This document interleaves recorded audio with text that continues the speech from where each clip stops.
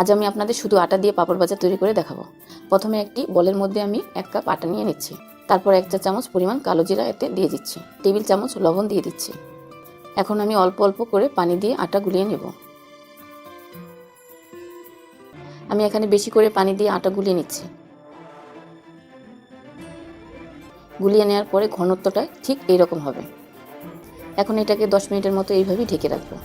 এবার একদম অল্প আঁচে একটি প্যানের টিস্যুতে সামান্য কিছু তেল নিয়ে এতে মাখিয়ে নেব। এরপর গুলিয়ে নেওয়া আটা একটি গোল চামচ নিয়ে এইভাবে করে দিয়ে দিব। চামচ দিয়ে এইভাবে ছড়িয়ে দিতে হবে। এখন এটাকে আমি ঢেকে দেব 15 থেকে 20 সেকেন্ডের মতো।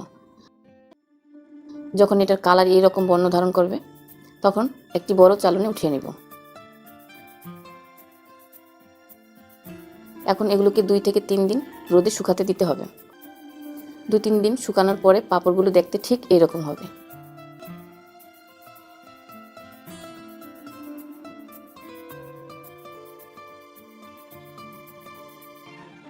এরকম ভাজা হয়ে গেলেই আমি এটিকে উঠিয়ে নেব।